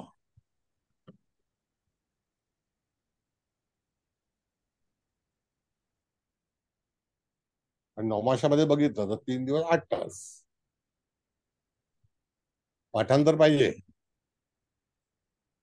मग त्याच्या अगोदर स्पर्श तो कोणाला करेल तर चंद्राला करेल, कारण चंद्र 5 अंशाचा आहे ना. हो मग पहिला हो सर. चंद्राला बेनिफिट मिळेल. म्हणजे धनुराशीमध्ये प्रवास करते वेळी सूर्य जेव्हा प्रवास करेल धनुराशीमध्ये 15 डिसेंबर ऑनवर्ड्स त्यावेळेला पहिला फलादेश 20 तारखेला चंद्राला मिळेल. हे लक्षात ठेवणं गरजेचं आहे. सगळं आकाश तुम्हाला पाठ असणं आवश्यक आहे. बरं, आजचं सूर्य सिद्धांताचं शेवटचं लेक्चर आहे.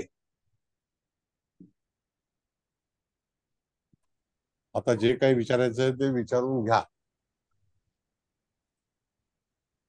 तर आणखी लेक्चर करायचे आहेत? हो सर, करा सूर्य सिद्धांत एकदा. ठीक ठीक आहे.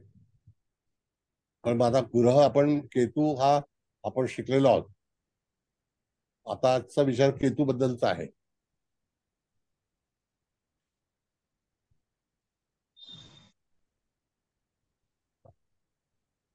बोला, आता प्रश्न विचारा. सर मगाशी तुम्ही म्हणालात की मेषेमध्ये शनी जेव्हा आला तिथे राहू पण होता आणि मग त्याला बिझनेस साठी तो क्लिक झाला. तर त्यावेळेला मंगळ तो आणि केतूची शनीमुळे पण नाही दृष्टी झाला. होती की नाही? शनीमुळे नाही झाला. शनीमुळे नाही झाला. ऐका मॅडम, मग त्यावेळेला तिथे त्याला त्याचं सप्तम स्थान जे आहे ते तिथून सोडावं लागलं आणि परदेशात जावं लागलं. म्हणजे तिथे हा. आपल्या जोडीदारापासून तिथे ताटातूट झाली. पण त्याचं भाग्य जे आहे ते मकरेला गुरु असताना सुरू झालेलं आहे. अच्छा. हा. आणि ऐका, परत सांगतो मॅडम की शनी एका राशीमध्ये 2.5 वर्षाचं वास्तव्य आहे. हो. लग्न झाल्यानंतर राहूच्या मुखामध्ये सप्तमातला शनी प्रवास करणार असेल तर त्यावेळेला तिथे काही ना काहीतरी गडबडी होती, हे निश्चित आहे. हो. हो. कारण मूळचा राहू तिथे आहे. मूळचा राहू तिथे आहे, तेच. हा, मूळच्या राहूतून मुखातून जेव्हा एखादा ग्रह जाणार असेल तर त्यावेळेला तिथे त्याला कष्ट हे होणारच. बरोबर आहे सर. पण मग त्यावेळेला मंगळ आणि केतूची पण दृष्टी होती ना सर त्या राहूवरती हो, आहे आणि ना. शनीवरती. हो हो, मग तेव्हा पण मग त्या म्हणजे ठिकाणी अतिशय कष्ट असं आपण त्याचं फलित करू शकू. अतिशय कष्ट, हादरे, काही घडामोडी. म्हणजे आता घर सोडून जाणे, परदेशात ठाव ठिकाण नसणे, कष्ट. परदेश म्हणजे इट्स नॉट सो इझी. नाही परदेश म्हणजे तुम्हाला एकांतवास आहे तो. आपल्याला वाटतं फक्त परदेश परदेश असं आहे. म्हणून जो उच्च शिक्षित चांगला असेल, त्याला चांगला जॉब असेल, चांगली कंपनी असेल तर त्याचं जीवन चांगलं असेल. पण जर समजा तिथे असंच काहीतरी काम करायला गेला असेल तर उन्हामध्ये त्याची विल्हेवाट लागते. हो सर, हा, बरोबर आहे. ही कंट्री तर अशा भयंकर आहेत. हो. हा, बोला गीता सावंत, बोला. सर माझा ना एक प्रश्न होता. आता ह्याच वर्षी आपण पाहिलं ना तर ऑक्टोबर महिन्यामध्ये 19 डिग्रीवरती शनी येणार. तिथे ना 2 प्लॅनेट आहेत, बुध आणि सूर्य 19 डिग्रीवरती. वक्री पण होणार, नंतर 18 डिग्री पर्यंत येणार, मग पुन्हा मार्गी होऊन पुन्हा 18 आणि 19 डिग्री अशी 3 महिने शनी काढणार. तेव्हाच ना सर जसं तुम्ही लास्ट टाइम सांगितलेलं की सूर्य कसा आहे, चंद्र कसा आहे, बाकीचे ग्रह कसे आहेत ते बघून आपण शनी बद्दल बोलायचं. तर ह्या टाइमाला 18 ऑक्टोबर ते नेक्स्ट 18 तारखेपर्यंत, 18 ऑक्टोबर ते 18 नोव्हेंबर शनी आहे, सूर्य तुला राशीमध्ये असणार. तर इथे हा जन्माच्या राहू केतूला कनेक्ट होणार, मंगळाला कनेक्ट होणार. तेव्हा शनी वक्री आहे. एक minute. You are talking about the दृष्टी? नाही सर, गोचर शनी कुंभ राशीमध्ये 19 डिग्री. तुळेचा संबंध कधी आला? सूर्य सूर्य जेव्हा शनी हा इथे 19 डिग्री कनेक्ट करतोय ना, हा बेटा, एक मिनिट. त्या महिन्यात सूर्य तुला राशीत आहे. हा, बरोबर आहे. आता अशा वेळेला वक्री ग्रह असो का मार्गी असो, त्या ठिकाणी तो इफेक्ट होईल. जेव्हा सेकंड स्ट्रोक होईल त्याला तो डबल इफेक्ट होईल. जेव्हा वक्री असेल ग्रह आणि त्या ग्रहाला येऊन पुन्हा भेटणार असेल तर ती घटना अगेन रिपीट होईल. आता त्या ठिकाणी जेव्हा या सगळ्या घटना होतील तर त्या घटना करायला एक महिन्याचा अवधी हा साधारणतः शनीला 1 अंश पार करण्यासाठी लागतो. पण वक्री असेल तेव्हा तेवढा वेळ लागत नाही, तो कमी वेळ लागतो. कळलं का? त्यावेळेला तो 20 दिवसाचा असेल, मग तेव्हा पण त्रास होणारच आहे. पण सर ह्याच टाइमामध्ये गुरु सुद्धा वृषभ राशीमध्ये आहे आणि वक्री आहे. इथे आपण गुरुबद्दल बोलतोय की गुरुचा सपोर्ट ह्याला भेटणार, तर ही जी घटना घडणार त्याच्यामध्ये गुरु थोडाफार वृषभ सपोर्ट वृषभ असेल का? वृषभ राशीमध्ये गुरु असल्यानंतर कुंभ राशीशी संबंध येतोय का?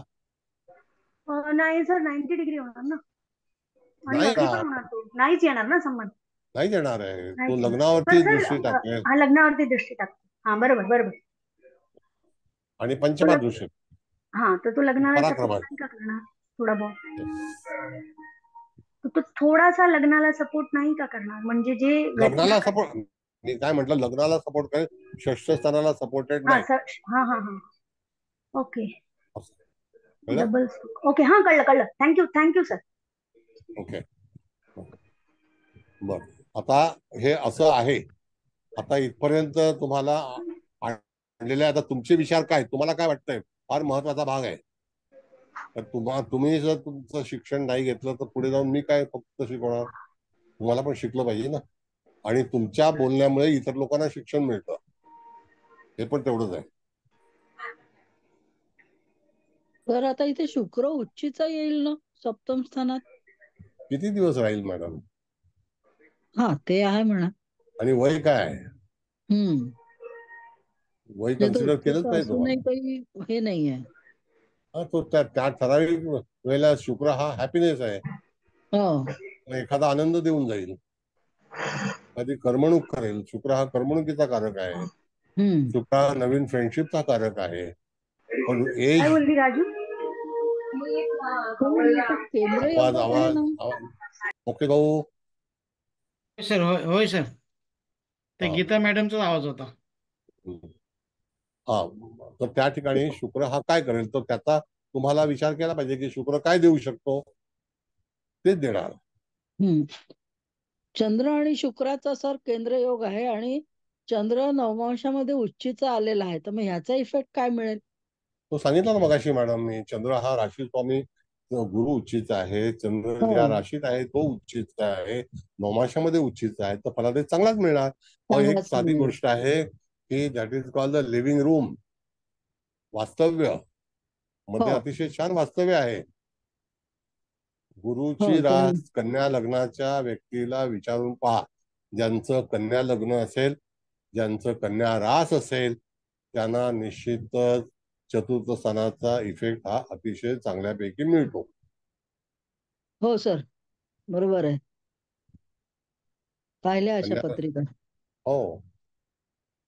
मग पत्रिका चंद्रावरून पाहायची असेल तरी सुद्धा, रवीवरून पत्रिका पाहताना सुद्धा तुम्हाला चतुर्थ स्थान रवीचं बघितलं तरी सुद्धा पाहिजे. रवीचं चतुर्थ स्थान कोणतं आहे, कसं असेल, पत्रिका तुम्ही नंबर ऑफ अँगल्सची फलादेश देऊ शकता, पाहू शकतो.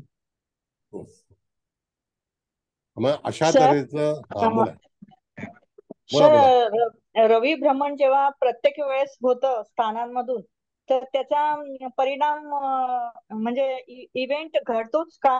म्हणजे हो, इव्हेंट घडतो. इव्हेंटला मी तुम्हाला सांगितलं, जर ग्रह नसेल तर जिथे भाव मध्ये असेल तिथे तुम्हाला फलादेश मिळेल, इव्हेंट होईल. आणि जेव्हा तिथे ग्रह असेल तर तो ग्रह कोण आहे त्याला तिथे त्याचं बळ प्राप्त होतं. आता तो राहू असेल तर नॉट परमिटेड, केतू असेल तर नॉट परमिटेड, शनी असेल तर एक वेळेला ठीक आहे, सो. पण राहू केतू मध्ये रवीचा जर प्रवास होणार असेल तर त्यावेळेला कधी कधी मनुष्य गुंतून जातो.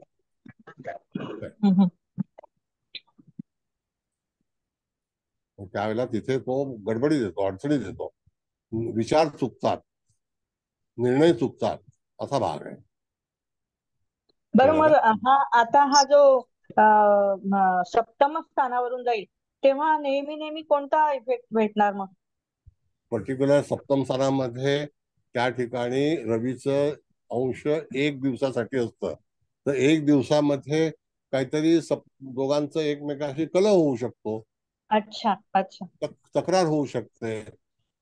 अच्छा, ओके. हे काही फार बघा, जेव्हा एखादा समजा राहू तिथे असेल आणि त्यावेळेला तिथून जाणार असेल तर आरोग्यावरती इफेक्ट होईल. रवी हा कसला कारक आहे, रोगाचा कारक आहे का आरोग्याचा कारक आहे? आरोग्याचा आहे ना. आरोग्याचा. मग शनी रोगाचा कारक आहे, आरोग्याचा, प्रतिष्ठेचा काही. हा, आलं लक्षात. असं आहे. सर सर मी एक एक विचारू हाँ हा बोला हाँ बोला. मी विचारू हा विचारा ना. हा सर आता जी सावंतनी जशी शंका विचारली होती त्याला धरूनच मी एक विचारते. अ, आता हे कन्या लग्न आहे पण समजा धनु लग्नाला आता पराक्रम स्थानामध्ये शनी वक्री झालेला आहे आणि हा पाहिजे. शनी 18 अंशापर्यंत वक्री होणार आहे. हो 18 अंशापर्यंत. आता तो 25 वरून मागे गेलेला आहे तेव्हा तो 18 अंशावरून पुढे नक्कीच आलेला आहे. पण समजा याच्यामध्ये 19 अंशावर किंवा 20 अंशावर ओरिजिनल पत्रिकेमध्ये जन्मस्थ मंगळ बसलेला असेल तर आता हा शनी जेव्हा वक्री होऊन पुन्हा मागे जाईल पराक्रम स्थानामध्ये आणि तो शनी, कारण काल तुम्ही असं म्हणताना म्हणालात की शनी आणि मंगळ जर युती असेल तर तो जसा देऊन जातो तसं दिलेलं काढूनही घेतो. आता आहे. इथे हा तो प्रश्न नाहीये पण कारण ते जन्मस्थ शनी मंगळ एकत्र नाहीये. पण इथे गोचरीने एकत्र येताना ते प्रवासाचं स्थान आहे. समजा एखाद्या जातकाला आधीच्या 30 वर्षापूर्वी अशा प्रकारे प्रवासामध्ये शनी मंगळ एकत्र आल्यामुळे प्रवासात चोरी होणं किंवा प्रवासात काहीतरी हरवणं असा अनुभव आलेला असेल तर पुन्हा आता वक्री होऊन शनी मागे जाताना प्रवासात अशा प्रकारची अनुभूती येऊ शकेल का?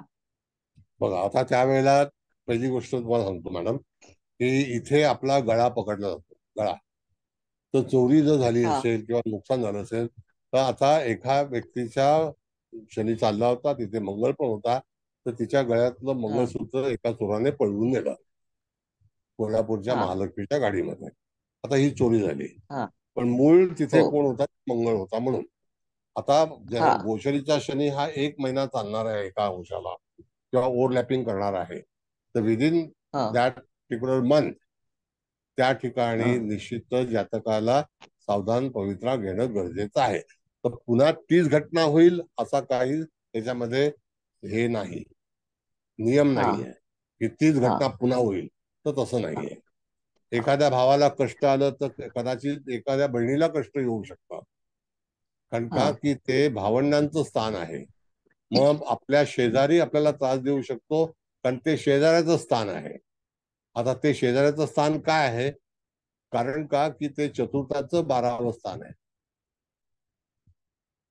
म्हणून तिथे छोटे प्रवास पाहिले जातात, शेजारी पाहिला जातो, लिखाण पाहिलं जातं, भावंड पाहिले जातात, एखादा पराक्रम पाहिला जातो, एखादं कर्तृत्व पाहिलं जातं. अशा अनेक गोष्टी आहेत. पण शनी आणि मंगळाचा हा तिथे विरोध आहे. तर त्यावेळेला गोचरीचा शनी हा मंगळाला काही तिथे हे करणार नाही, दयाक्षमा नाही. तो त्याची फलितं देणार. तो वक्री असो का मार्गी असो. वक्री असताना सुद्धा एखादा स्ट्रोक रिव्हर्स असेल किंवा एखादा स्ट्रोक फॉरवर्ड असेल तर तरी सुद्धा त्या जातकाला तिथे प्रायश्चित्त हे करावं लागणार. फलादेश मिळणार. Okay Yes. Okay sir thank you. हा पण तो पर्टिक्युलर तोच होईल असं नाही. हा कळलं कळलं sir. Okay. Thank you sir. Hello sir. हम्म.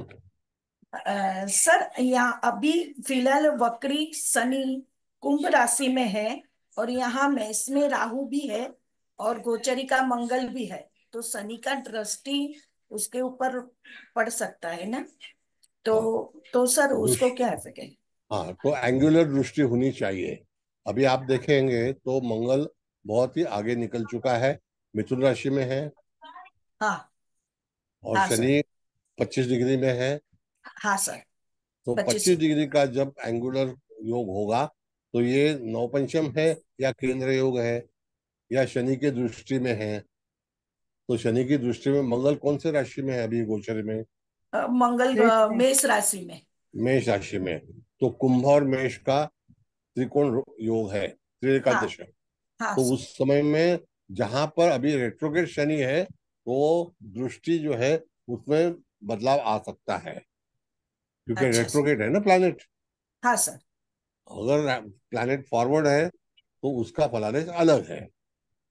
अच्छा सर. मतलब अभी शनि की दृष्टि में नहीं बोल सकते। नहीं नहीं बोल सकते। Okay sir. इसीलिए प्लैनेट की पोजीशन बहुत इंपॉर्टेंट है। इसीलिए हमको जब कुंडली प्रिंट होके आती है तभी हाँ। आर लिखते हैं, तो हमको मालूम होना चाहिए कि अभी ये रेट्रोगेट है कर। Okay sir. समझ गए? तो ओके उसके सर। दृष्टि का फल अलग है, लेकिन युति का फल अलग नहीं है। वो युति युति होगी। अगर वो पीछे जा रहा है तो भी तकलीफ देगा, सामने से आने वाला है तो भी तकलीफ देगा। तो इनको अभी मंगल और राहु की युति हुई होगी, तभी उनको थोड़ा प्रॉब्लम हुआ होगा ना सर? हाँ, प्रॉब्लम होगा ही ना, 100%। वो ओके। पर्टिकुलर डिग्री में एक प्लैनेट आता है, वो कितने समय, मंगल 40 घंटा रहता है, तो within that 40 minute 40 hours you have to struggle. Okay sir. तकलीफ हो सकती है। समझ गए ना? Okay sir, thank you. Thank you. बरं, आता वेळ झाली आहे तुम्हाला अभिप्राय देण्याची। आणखी काही हवं असेल तर विचारा, आपण त्याच्यावरती प्रतिसाद करू।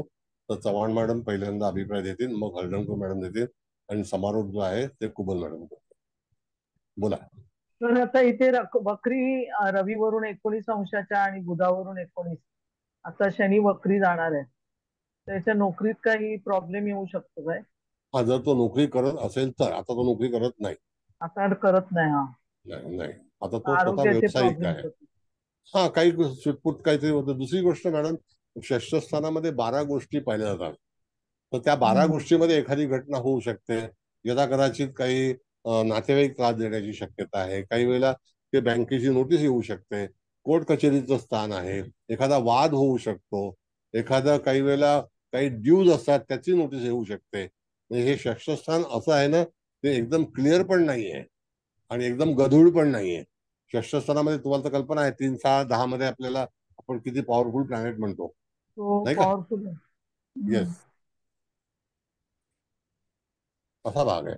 मग तिथे दरवेळेला नोकरी नाही, पण इत्यादी प्रश्न, आपण जे काही 12 प्रश्न तिथून पाहिले जातात त्याच्याबद्दल काही वेळेला तिथे त्रास होण्याची शक्यता दर्शवली जाते. मग ते त्रास यथा कदाचित एखाद्या कायद्याचा काही प्रॉब्लेम असू शकेल, एखादं रोगाचं निवारण होणार नाही, एखादी चिंता सतावेल. मग जसं आपल्याला चंद्राच्या बाबतीमध्ये पण आपण विचार करतो की चंद्राला चंद्र 12वा असेल, चंद्राला चंद्र 8वा असेल, चंद्राला चंद्र 6वा असेल आपल्या मूळ कुंडलीतला, तरी सुद्धा फॉर फ्यू आवर्स.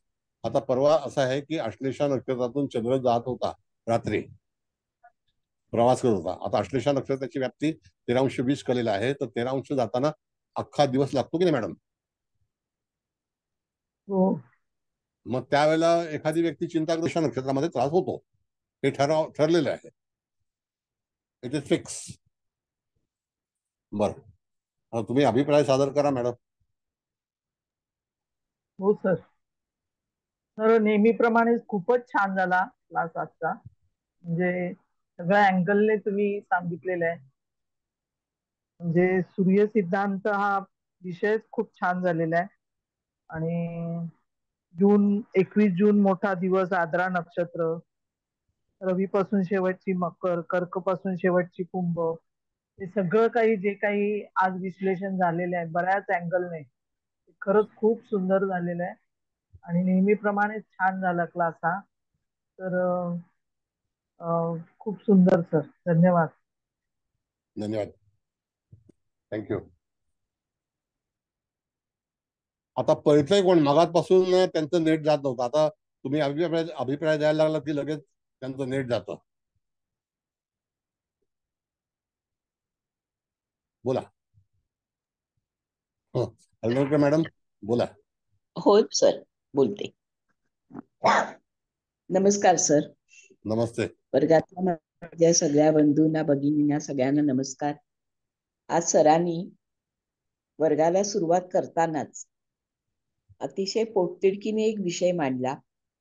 कारण आपण खूप सरांच्या मार्गदर्शनाखाली विविध प्रकारे ज्योतिषाचा अभ्यास करत आहोत. आणि या सगळ्याचा गाभा म्हणजेच नवमांश, नवमांशातले सूक्ष्मांश. याला जर कोणी डावलून ते खोटं आहे किंवा त्याची गरज नाही असं म्हणणं म्हणजे एखादं शरीर हे पाठीचा कणा नसल्यासारखंच असणं असंच म्हणावं लागेल. आणि अशी विधानं अशीच माणसं करू शकतात की ज्यांचा त्याच्यावर अभ्यास नसतो, समग्र विचार केलेला नसतो. तर हा विचार घेऊन सरांनी आजच्या लेक्चरला सुरुवात केली.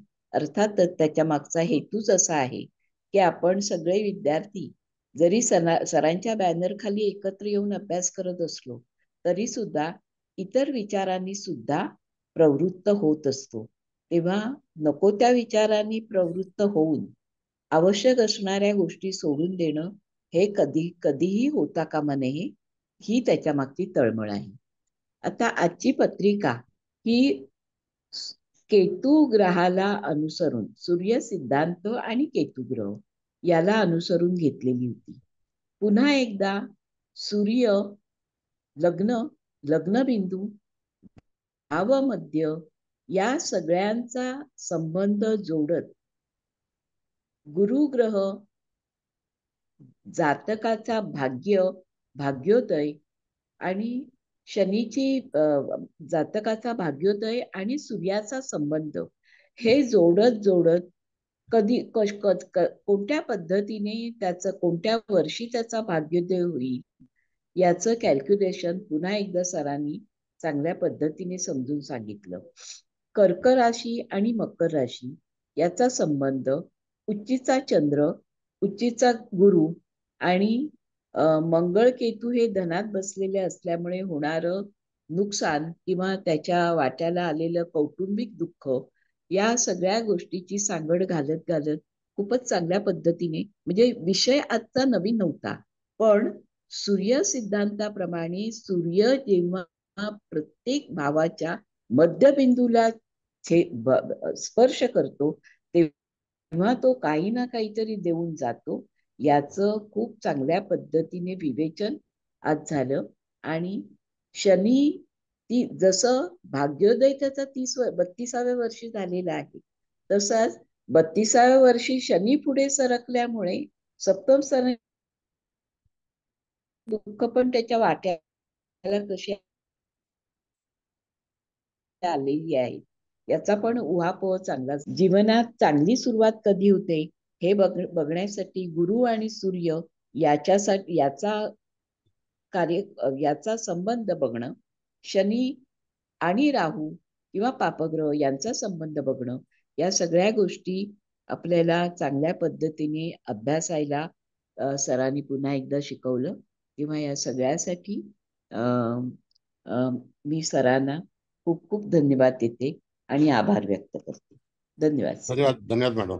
दुसरा भाग असा सांगतो तुम्हाला की आपल्याला जर समजा आता कुंभ राशीमध्ये शनी आहे ही तर आपल्याला स्थिती माहिती आहे, पण 30 वर्षापूर्वी जर तुम्ही गेलात तर त्याच कुंभ राशीमध्ये 1994ला त्याच तारखेला तेवढ्याच अंशाचा शनी असेल असं नाही. कारण का की अयनांश बदलल्यामुळे त्याच्यामध्ये फेरबदल होऊ शकतो. कारण 30 वर्षापूर्वीचे अयनांश आणि आताच्या अयनांशामध्ये फरक आहे. म्हणून आपल्या पूर्वाचार्यांनी अयनांशाचा शोध जो आहे तो फार महत्वपूर्ण म्हणून सांगितलेला आहे. आणि सायन मध्ये आता पुढच्या वेळेला मी जी पत्रिका केपलर सिस्टम शिकवणार आहे तुम्हाला ती पूर्णपणे सायन्स आधारित आहे. सायन आधारित आहे. तर त्याच्यामध्ये निर्यन नाही. तर सायन आधारावरती त्या केपलर एक युनिव्हर्सिटी आहे अमेरिकेमध्ये, तर त्यांचा शोध 1571 साली त्यांनी कसा विचार केला तर त्याची आपण व्याख्याने घेणार आहोत. ते तुम्हाला ते एक साहित्य तुमच्याकडे राहील. ओके. भिन्न भिन्न विषय शिकले तर काही तोटा होणार नाही असं मला तरी वाटतं. ओके भाई. आणि सगळे विषय तितकेच महत्वाचे आहेत आणि तितकीच चांगली माहिती देतो आणि पुन्हा व्हेरीफाय करून द्यायला सुद्धा मदत होते. धन्यवाद. कुबल मॅडम आता तुम्ही समारोप करा. मग मुकेश भाऊना क्लास आहे का? मुकेश भाऊ आहे सर, आहे. ठीक आहे, 2-3 मिनिटात बोलते. नाही बोला बोला आहे. तर वेळ आहे. माझा आवाज ऐकू येतो का सांगा? आज सगळं गडबडच आहे. येतोय का ऐकू? हा येतोय. हा. तर सर, सर्वात प्रथम तुम्हाला नमस्कार. चव्हाण मॅडम तुम्हाला पण नमस्कार. मुकेश भाऊ तुम्हाला नमस्कार. आणि इथे उपस्थित असलेले सर्व मान्यवर, सर्वच मान्यवर आहेत, सर्वांचे स्वागत आणि सर्वांना नमस्कार. हादनकर मॅडम, तुम्ही तर अगदी डिटेल मध्ये समारोप केला आहे, तर तुम्हालाही नमस्कार आणि तुमचे पण स्वागत. आता मी थोडक्यात सांगते. आता मॅडमनी ते नवमांश आपल्याला सरांनी अगोदर सांगितलं, तर त्याचा उहापोह केलाय, ते काही मी करत नाही. तर आपली आजची पत्रिका म्हणजे कन्या लग्नाची आहे. म्हणजे कन्या लग्न, पृथ्वी तत्व झालं, त्याच्यानंतर बिझनेस असं पण आपल्याला सर नेहमी सांगतात. तर तसंच म्हणजे काय म्हणायचं, ह्या जातकाचं आयुष्य तसंच घडत गेलेलं आहे. कारण त्याचा षष्टात लग्नेश आणि व्यय सूर्य एकत्र बसले आहेत. आणि हा सूर्य हो. व्ययश असल्यामुळं त्यांनी म्हणजे इम्पोर्ट एक्सपोर्ट शी संबंधित काय व्यापार वगैरे केलाय. आणि मगाशी तर हे तर पॉझिटिव्ह झालं.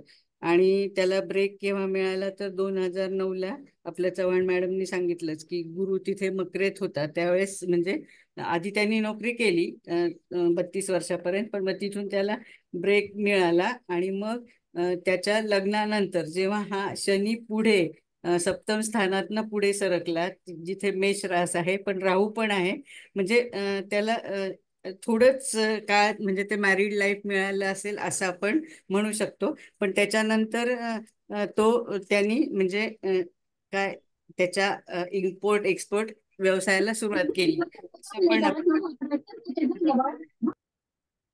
असं आपण म्हणू शकतो. तर आणि आता इथे मंगळ केतूची युती काही ग्राह्य नाहीये. हा मंगळ कोण आहे, तर हा म्हणजे तृतीय, म्हणजे तिथे वृश्चिक रास आहे ना, आणि भावंडांचा कारक आहे. म्हणजे ह्याला त्या भावंडांच्या संदर्भात ह्या व्यक्तीच्या जीवनात बरेच आंदोलनं झाले आहेत. आणि ही मंगळ हा पीडित आहे, कारण तो केतूच्या बरोबर बसलाय. आणि आता सुद्धा गोचरीचा कोण शनी इथे षष्ठ स्थानात येईल. त्यामुळे तिथे पण आंदोलन झालेच असणार आहे त्याच्या आयुष्यात. तर अजून बाकीचं काय सांगणार. तर एकंदरीत सर खूप छान क्लास. म्हणजे सगळ्यात महत्वाचं काय की हे सूर्य सिद्धांतामध्ये तुम्ही हे भावामध्ये आम्हाला शिकवले ना, त्याचा अतिशय उपयोग होतो. म्हणजे ती घटना केव्हा घडेल हे नाहीतर तसं मला नाही वाटत. म्हणजे आता इतरांचा अभ्यास नाही माहीत, पण मला तरी ऍटलिस्ट त्या भावमध्यामुळेच छान सांगता येतं. म्हणजे आपण आता इथे जसं कन्येचा भावमध्ये, म्हणजे कन्येत केव्हा सूर्य जाईल त्याप्रमाणे, आणि मग त्याची ती डिग्री किती आहे, म्हणजे मग आपण एक्झॅक्ट तो दिवस किंवा आवर्स, किंवा तुम्ही तर मागच्या वेळेस म्हणालात की मागच्या पत्रिकेत आपण सेकंदांपर्यंत सुद्धा काढले. ठीक आहे, आम्हाला इतक्या पटकन एवढं जमेल, पण म्हणजे त्या भावमध्यावरनं घटना केव्हा घडेल ऍटलिस्ट आपण एवढं, जातकाला काय तेवढंच हवं असतं ना, की तुम्ही सांगताय बुवा आता माझं म्हणजे जातकाचं लग्न केव्हा होणार, त्याला तो विचारायला. तर आपण असं वेग नाही की ह्या वर्षी होईल, ह्या महिन्यात होईल, पण आपण अगदी डेट वाईज पण सांगू शकतो. हे म्हणजे खूपच ह्या सूर्य सिद्धांतावरनं. बाकी तर तुम्ही छानच शिकवलं, पण हे भावमध्याचं मला वाटतं सगळ्यांच्याच आता लक्षात आलं असेल. जवळजवळ आजचं आपलं हे 14 नाही 15वं लेक्चर आहे सूर्य सिद्धांताच्या संदर्भात. तर सर त्यासाठी म्हणजे मी अगदी तुमचे म्हणजे आता आभार हा शब्द थोडाच आहे, पण त्याच्यापेक्षा जास्त शब्दच नाही आहेत आमच्याकडे. तर सर्वांच्या वतीने मी तुम्हाला कोटी कोटी धन्यवाद देते आणि कोटी कोटी वंदन पण करते. Hats off to you and your divine soul. आणि आता आपला परवा एंजल्स येणार आहे, त्याच्यात सेज मागच्या वेळेस करायचं, तर आमच्यासाठी अक्षरशः ज्योतिष शास्त्राचे तुम्ही सेजच आहात. सेज म्हणजे कसा मराठीत आपण काय ऋषी तुल्य नाही, असं नका करू. कारण हे आम्हाला, मला नाही वाटत म्हणजे कोणाकडनं इतकं छान असतील, मे बी आहेत नाहीत, आपण म्हणजे हे काय वक्तव्य करावं की नाही ते माहीत, पण आमच्यासाठी तर तुम्ही म्हणजे ज्योतिषशास्त्रातले सेजच आहात. तर thank you thank you thank you. Hats off to you and your divine soul. Huge gratitude, huge gratitude, huge gratitude धन्यवाद. टू. बरं, दुसरा भाग असा आहे, थोडासा सांगतो. बोला आता बोला. गेल्या वेळेला आपण वृश्चिक लग्न पाहिलं होतं, आणि येस. त्यावेळेला दशम स्थानाचे अंश फार कमी आले होते, आणि ही तफावत होती माहितीये तुम्हाला, लक्षात आलं. त्यावेळेला लग्न 26 अंशाचं होतं. तर आता मी तो खुलासा करून सांगतो. आता लोक काही गेलेले आहेत ते त्यांचं नशीब, पण जे हयात आहेत त्यांचं नशीब. जी उपस्थित, हयात म्हणजे उपस्थित आहे. तर त्या ठिकाणी असं असतं मॅडम, वृश्चिक लग्नाच्या बाबतीमध्ये 15 अंश जेव्हा लग्न पुढे जातं म्हणजे क्रॉस करतं ती बॉर्डर, 15 अंशाची बॉर्डर, त्याच्यानंतर दशम स्थानाचे जे अंश असतात ते कमी कमी होत जातात. गेल्या वेळेला आपली जेव्हा चर्चा झाली होती त्यावेळेला वृश्चिक लग्न 26 अंशाचं होतं आणि दशम स्थान हे 4 अंशाला आलं होतं. कळलं? तर त्याचं टेक्निक आजचं लग्न 15 आहे म्हणून हे भावमध्य सगळे त्याच दरम्यान आले असं पण म्हणू शकतो ना आपण. नाही नाही नाही, ते कन्येमध्ये नाही, ओनली नाही इन कन्येत वृश्चिक. असं नाही. अच्छा, ओनली वृश्चिक. ओके ओनली ओनली स्कॉर्पिओ मध्ये असा स्पेसिफिक भाग सर आहे. फक्त वृश्चिक लग्नालाच का? Yes yes yes madam. Okay. म्हणजे 15 अंश तुम्ही ऑब्झर्व करा, बघा पत्रिका मी तुम्हाला इथपर्यंत आणण्याचा प्रयत्न का करत आहेत की तुम्ही कधी शर्यतीमध्ये माघार पडलं नाही पाहिजे. सर हे बरोबर आहे, हो वृश्चिक सर. लग्न. परफेक्ट आहे ते 4 अंशच आहे 10. Yes. हो. मग हे कधी आपल्याला येतं तर त्याचं जे टेक्निकल प्रोसेस आहे तो पुस्तकात वर्णन केलेला नाही. कळलं का? म्हणून फॉर युअर इन्फॉर्मेशन 15 अंशानंतर जेव्हा वृश्चिक मध्ये एखादं लग्न उदित असतं त्यावेळेला दशम भावामध्ये तुम्हाला अंश कमी कमी होताना दिसतील. गेल्याला 26 अंश होता, 26 आणि 4 30 आहे की नाही? हो बरोबर सर. आहे की नाही? मग हो. 29 अंशाचं लग्न असेल तर दशम स्थान हे यदा कदाचित 1 अंशाचं. हे हा प्रयोग करा. गीता सावंत मास्टर आहे. गीता सावंत, काय तुझं म्हणणं आहे बेटा? तर ऍक्च्युली मला मला तुम्हाला थँक्स म्हणायचं होतं. क्लास चालू झाला आणि वैवाहिक कार्यशाळा मी युट्यूब वरून केली, त्याच्यानंतर विधिलिखित, त्याच्यानंतर सूर्यसिद्धांताबरोबर जेमिनी हे शिकत असताना जे गणित मी शिकलेली आहे ना सर, त्या गणिताचा उपयोग फलकथन करत असताना कशा पद्धतीने करावा हे तुम्ही खूप सुंदर पद्धतीने शिकवलं. सर, खूप प्रश्नांची उत्तरं मला ह्या 15-16 लेक्चर मध्ये प्राप्त झाली. तसंच ह्याच सब्जेक्टला घेऊन विविध पत्रिका मी रीड केल्या. मला एक भेटलेला अनुभव तो असा आहे की सूर्य हा कुठल्याही हाऊस मधून गेला, कुठल्याही भावाला त्याने स्पर्श केला, जसं तुम्ही सांगितलेलं की तो रिझल्ट देणारच, त्याने रिझल्ट दिलेलेच आहेत, त्याच्या दृष्टीने सुद्धा रिझल्ट दिलेले आहेत. म्हणजे जन्मग्रहांबरोबर नाही, सूर्याचं गोचर सूर्य जन्माच्या ग्रहांबरोबर जर दृष्टियोग करतोय तरी त्याने रिझल्ट दिले. तसंच सर गुरु गुरु ग्रह ह्याचं मी पाहिलेलं आहे, जेव्हा गुरु ग्रह 5th हाऊसच्या कस्प बरोबर कनेक्ट करतो तेव्हा कन्सीव्ह करतात फिमेल्स, आणि हे खूप पत्रिकेत मी चेक केलेलं आहे, मला ते त्याचा रिझल्ट भेटलेला आहे. तसंच शनी बद्दल तुम्ही खूप काही सांगितलं सर, पॉझिटिव्ह सुद्धा सांगितलं, नेगेटिव्ह सुद्धा सांगितलं. शनी हा स्वतःच एक शनीबद्दल रिसर्च करणारा असा हा प्लॅनेट आहे, पण शनीने भरपूर खुलासे केले. तसंच सर राहू आणि केतू बद्दल पुस्तकांमध्ये खूप काही असं लिहिलेलं आहे, पण तुम्ही खूप क्लिअर होता की राहू आणि केतू कधीच तुम्हाला पॉझिटिव्ह रिझल्ट देणार नाहीत. ते सुद्धा मी पाहिलं सर की पॉझिटिव्ह रिझल्ट खरोखरच देत नाही. सूर्य सिद्धांताच्या 15-16 लेक्चर राईट फ्रॉम स्टार्टिंग आजपर्यंत जे लेक्चर झालं आहे त्यात तुम्ही खूप सुंदर पद्धतीने बेसिक पासून ऍडव्हान्स पर्यंत नेलं.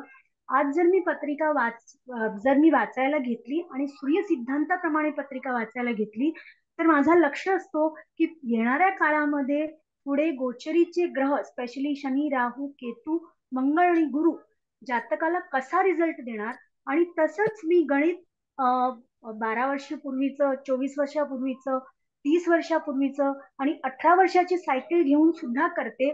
जसं तुम्ही सांगितलं की तू प्रत्येक स्ट्रोक बघ आणि त्याच्यामध्ये बाकीचे ग्रह बघ, तुला ते रिझल्ट भेटतील. सर डेफिनेटली मला तसे रिझल्ट भेटलेले आहेत. मला तुम्हाला खूप खूप धन्यवाद म्हणायचे आहे. मला ज्योतिषाचं गणित यायचं, पण त्या गणिताचा उपयोग करून पत्रिका कशी वाचायची हे सर तुम्ही शिकवलं.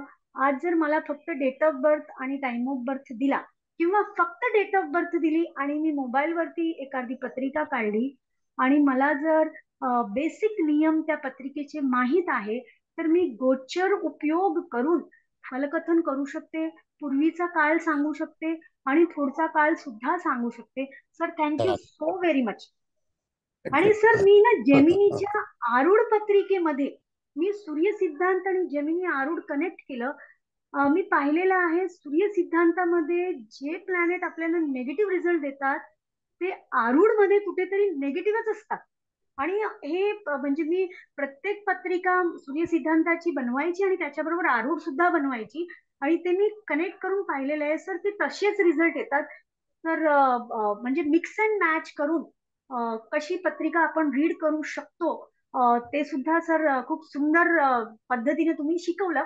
डायरेक्ट नाही शिकवलं पण इनडायरेक्टली तुम्ही खूप काही बेटा शिकवलंय एक सर. मिनिट मॅडम, रेकॉर्डिंग बंद करा. कारण का की हे करा रेकॉर्डिंग